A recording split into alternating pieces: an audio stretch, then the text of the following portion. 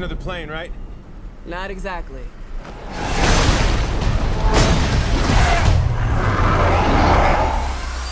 I feel like we've delivered a real adventure here. This film shows us a lot of things we've never seen before. And I hope that it'll be a holistic experience, that by the time that you get to the end of Jurassic World Dominion, out of 3 movies, everything you love about this franchise, you will have had a bit of that. Over the time that we worked on the film, it was my responsibility to make the case. And the way that I made the case was by respecting their characters so deeply, respecting the actors as authorities on their characters. We worked together daily to make sure that everything that they said was something that they believed and felt was truthful for the character. We wrote together.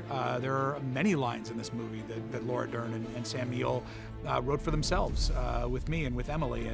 And so to involve everybody and allow them to really define the arc of their characters, how they've grown, how they've changed. Ellie Sattler. Alan Grant. You didn't come out all this way just to catch up now, did you? You coming or what? The one that stands out for me is Laura Dern, when she's heading off on her adventure and she comes across the baby Ceratops. We all harken back to the first time that she ever, was able to feel the skin of a dinosaur when she was healing the larger Triceratops in the first film. It's just amazing how everyone has their own personal relationship with the movies that we love, and Jurassic Park is one of them. And so when that happens, they're all going to bring something to the table. Well, we have a lot of immersion in this movie, and we have a lot of things flying over your heads and behind you, and I think this sound mix is the best of any of our films. We had the most time to work on it.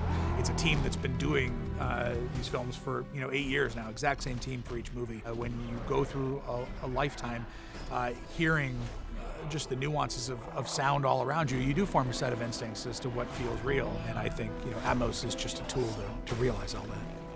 I know it sounds like filmmaker nerd talk, but I do think it does affect the emotional experience of the movie. I think it actually draws you in and makes you feel like what you're experiencing actually happened to somebody, or maybe that it's even happening to you. All of our knowledge was applied to the mix in this movie. You go to an Atmos theater and you have an experience that not just rumbles the floor, but actually kind of cuts to your core, and that's something that I don't think can be recreated.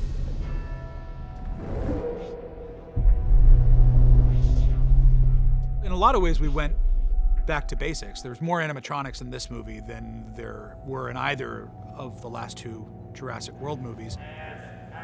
J.A. Bayona was instrumental in discovering some new methods that would allow us to blend our animatronics with with digital extensions on the animals. It usually wasn't something that you could do, but because we would have really, really accurate hand-painted lighting references and sculpts for everything that we did, we were actually able to add moving claws and add tails and add extensions that we wouldn't have been able to do with something robotic. Dolby makes them feel that much more right in front of you. Hey, girl. For me, what I love the most is moments when there's an actual, tactile connection between human and animal.